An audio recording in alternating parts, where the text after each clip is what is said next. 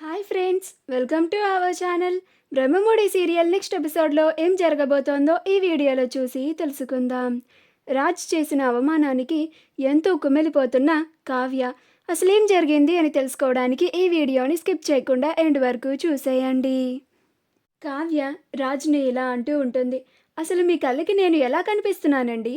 ఆనాడు మా ఇంటికి వచ్చి నాకు డబ్బు ఆశ చూయించి మీ ఇంటికి రమ్మన్నారు. ఈనాడు నేను ఆ పెద్దవాళ్ళు ఈ వయసులో కష్టపడకూడదని, తిండి దగ్గర బాధపడకూడదని నేను వాళ్ళ కోసం వంట చేసుకొని తీసుకొని వస్తే నీ సర్వీస్కి మెచ్చుకున్నందుకు నేను నీకు టిప్ ఇస్తున్నానని డబ్బులు ఇస్తారా? మీకు డబ్బు ఉందనే అహంకారం ఎక్కువైపోయిందండి అని అంటుంది. మీరు చేసిన అవమానం తట్టుకోలేక నేను ఈ ఇంట్లో నుంచి బయటికి అడుగుపెట్టి వెళ్ళిపోయాను. చివరాఖరికి మీ అమ్మగారికి కూడా అదే గతిని పట్టించారుగా. మీరు తప్పు చేశారని ఆవిడ కుమిలిపోతూ ఇప్పుడు మా ఇంట్లో వచ్చి ఉంటున్నారు. ముందు మీరు ఏం తప్పు చేశారో తెలుసుకోండి. మీ మగ అహంకారాన్ని తగ్గించుకోండి. అప్పుడే మీరు ఒక మంచి మనిషిలాగా ప్రవర్తించగలుగుతారు. లేకపోతే ఇలా అడ్డదిడ్డంగా ప్రవర్తిస్తూ ఉంటారు అని అంటుంది. అప్పుడు ఇందిరాదేవి, అదమ్మ కావ్య, అలా పెట్టు వాడికి గడ్డి, అప్పుడు కానీ వాడికి బుద్ధి రాదు. లేకపోతే భార్య అందరి కోసం వాడు ఎన్ని మాటలన్నా కానీ నువ్వు వాటన్నిటిని భరిస్తూ మా అందరి కోసం భోజనాన్ని తీసుకొచ్చావు. ఆ విశ్వాసం లేదు వాడికి. ఛీ, నువ్వు నా మనవడు అని చెప్పుకోవడానికి కూడా నాకు సిగ్గేస్తోందిరా అని అంటుంది. అప్పుడు కావ్య, ఏది ఆ డబ్బులు ఇలా ఇవ్వండి అని తీసుకోండి, నేనే ఈ డబ్బుల్ని మీకు ఇస్తున్నాను. ఈరోజు మీరు మీ అత్తగారికి మంచి భోజనం పెట్టకుండా పాపం ఆవిడని కూడా బాధ పెట్టారు. ఈ డబ్బులు తీసుకొని మీరు మీ అత్తయ్య గారు ఒక మంచి భోజనం తెప్పించుకొని తినండి. ఇవి నేను మీకు భోజనం చేయడానికి ఇస్తున్న డబ్బులు అని అనుకోండి అని అంటుంది. అప్పుడు రాజ్, ఎలా కనిపిస్తున్నానే నీ కళ్ళకి? నువ్వు నాకు డబ్బులు ఇస్తున్నావా అని అంటాడు. అప్పుడు కావ్య, కదా మరి మీరు నాకు డబ్బులు ఇస్తే నాకెలా ఉంటుంది చెప్పండి అని అంటుంది. అప్పుడు సుభాష్, అదమ్మ కావ్య, కరెక్ట్గా అడిగావు, అంతే అడుగు, వాడికి అంతే తిక్క కుదరాలి అని అంటాడు. అప్పుడు కావ్య, తీసుకోండి అని రాజ్ చేతిలో ఆ డబ్బుల్ని పెట్టి అక్కడి నుంచి వెళ్ళిపోతుంది. అప్పుడు రాజ్ తన చేతిలో ఉన్న డబ్బుల్ని కావ్యని కోపంగా చూస్తూ ఉంటాడు. అప్పుడు ప్రకాశం, ఇప్పుడు అర్థమైందా రాజ్, నువ్వు ఎంతలాగా కావ్య మనసుని బాధ పెట్టావో అని అంటాడు. అప్పుడు రాజ్ అక్కడ నుంచి మౌనంగా తన గదిలోకి వెళ్ళిపోతాడు. ఆ తర్వాత రుద్రాని పార్సెల్ని తన కోసం తెప్పించుకొని గదిలో తినడానికి మొత్తం అరేంజ్ చేసుకొని ఉంటుంది. అప్పుడే తన గదిలోకి రాహుల్ వచ్చి, వావ్ మమ్మీ, చికెన్ బిర్యానీయా, నాకు కొంచెం పెట్టు మమ్మీ అని ప్లేట్లో పెట్టుకొని తను తినేస్తూ ఉంటాడు. అప్పుడు రుద్రాని, ఒరే తిండిపోతా, ఇందాక కావ్య తెచ్చిన భోజనాన్ని దున్నపోతులా తిన్నావు కదరా, ఇప్పుడు నా కోసం తెచ్చుకున్న ఈ ఫుడ్ని కూడా తినేస్తున్నావేంట్రా? నేను అసలే పొద్దున్నుంచి ఏమీ తినలేదురా, ప్లీజ్ నాకు ఇవ్వురా, నాకు ఆకలేస్తోంది అని అంటూ ఉంటుంది. అప్పుడు రాహుల్, ఏంటి మమ్మీ నువ్వు, నాకు చికెన్ బిర్యానీ అంటే ఇష్టమని నీకు తెలుసు కదా, అయినా నేను ఈ బిర్యానీని చూస్తే ఆగలేనని కూడా తెలుసు కదా, ప్లీజ్ మమ్మీ నన్ను డిస్టర్బ్ చేయకు అని తింటూ ఉంటాడు. అప్పుడు రుద్రాని, రే రాహుల్ అని రాహుల్ని 4 కొట్టి రుద్రాని తీసుకొని తింటూ ఉంటుంది. అప్పుడు రాహుల్, ఇది అన్యాయం మమ్మీ, నాకు పెట్టకుండా నువ్వే తినేస్తావా, నీకు అరగదు మమ్మీ అని అంటాడు. అప్పుడు రుద్రాని, మరేం పర్లేదు, నేను మాత్రం నీకు ఈ బిర్యానీ పెట్టే ప్రసక్తే లేదు అని అంటుంది. కావ్య వాళ్ళ ఇంటికి చేరుకుంటుంది. అపర్ణ కావ్య కోసం ఎదురు చూస్తూ ఉంటుంది.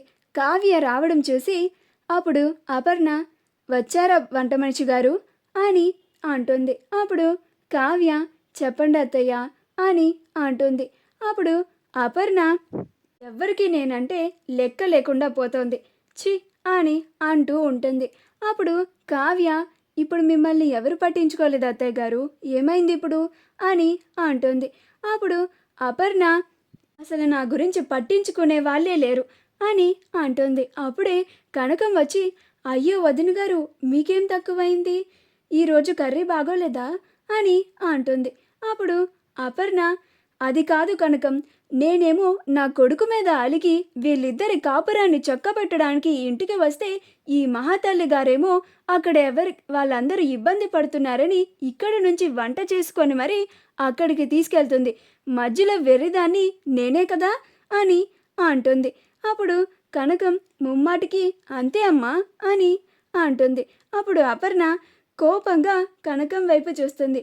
అప్పుడు కనకం క్షమించండమ్మా, తప్పైపోయింది అని. కావ్య, మీ అత్తగారికి నువ్విచ్చే గౌరవం ఇదేనా? నీకోసం ఆవిడ అంత పెద్ద ఇల్లుని వదిలేసి ఇక్కడ సర్దుకొని మన మధ్యన ఉంటున్నారు. నువ్వు ఆవిడ మాటకి విలువివ్వాలి కదా. రేపటి నుంచి నువ్వు ఆ ఇంటికి వెళ్ళకూడదు.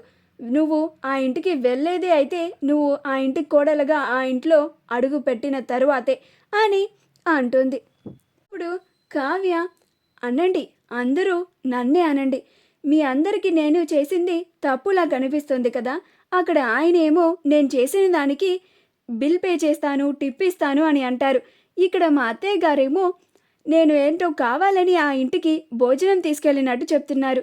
కానీ వీటన్నిటి మధ్యలో ఆ పెద్దవాళ్ళు భోజనం దగ్గర, ఇంత పెద్ద సామ్రాజ్యాన్ని నిర్మించిన వాళ్ళు ఆహారం దగ్గర ఇబ్బంది పడుతున్నారని మాత్రం మీకెవ్వరికీ కనిపించడం లేదు. నేను చేసిందే తప్పు కనిపిస్తోంది మీ అందరికీ అని అలిగి లోపలికి వెళ్ళిపోతుంది. అప్పుడు అపర్ణ, ఇదేంటి కనకం, కావ్య ఇలా వెళ్ళిపోయింది అని అంటుంది. అప్పుడు కనకం, నాకు అదే అర్థం కావడం లేదమ్మా అని ఇద్దరు వెంటనే వెళ్ళి కావ్య కావ్య అని డోర్ని కొడుతూ ఉంటారు. కావ్య లోపల కూర్చొని రాజ్ అన్న మాటలకి, రాజ్ చేసిన అవమానానికి బాధపడుతూ కన్నీళ్లు పెట్టుకుంటూ ఉంటుంది. రాజ్ పొద్దున్నుంచి ఏమీ తినలేదని ఆకలి వేసి దొంగచాటుగా ఎవరన్నా ఉన్నారేమో అని తొంగి చూసుకుంటూ హాల్లోకి వచ్చి అలా డైనింగ్ టేబుల్ మీద అన్నీ ఫుడ్ పెట్టి ఉంటుంది. అలా ఎవరూ లేరు కదా అని చూసుకొని సైలెంట్గా వచ్చి కూర్చొని అన్నీ వడ్డించుకొని ఫాస్ట్గా తినేస్తూ ఉంటాడు. ఇందిరాదేవి అప్పుడే హాల్లోకి వస్తుంది. రాజ్ అలాగా ఆవురావురమంటూ తినడం చూసి రాజ్ దగ్గరికి వచ్చి, ఏంటి నాన్న రాజ్, ఇది నీకెందుకురా ఈ కర్మ? నువ్వు చక్కగా కావ్యని భార్యగా అంగీకరిస్తే దర్జాగా కావ్య చేత నీకు నచ్చినవన్నీ వండించుకొని తినచ్చు కదరా అని అంటుంది. అప్పుడు రాజ్ తినేవాడు కూడా అలానే మౌనంగా వింటూ ఉంటాడు. అప్పుడు ఇందిరాదేవి, నీకో విషయం తెలుసా రాజ్, ఇవన్నీ కావ్య మా కోసం తెచ్చానని చెప్తుంది, కానీ ఇవన్నీ కావ్య నీకోసమే వండి తీసుకొని వచ్చింది. కానీ పైకి మాత్రం మా కోసం తెచ్చాను అని చెప్పింది. కావ్యకి నువ్వంటే ఎంత ఇష్టమో చూసావా?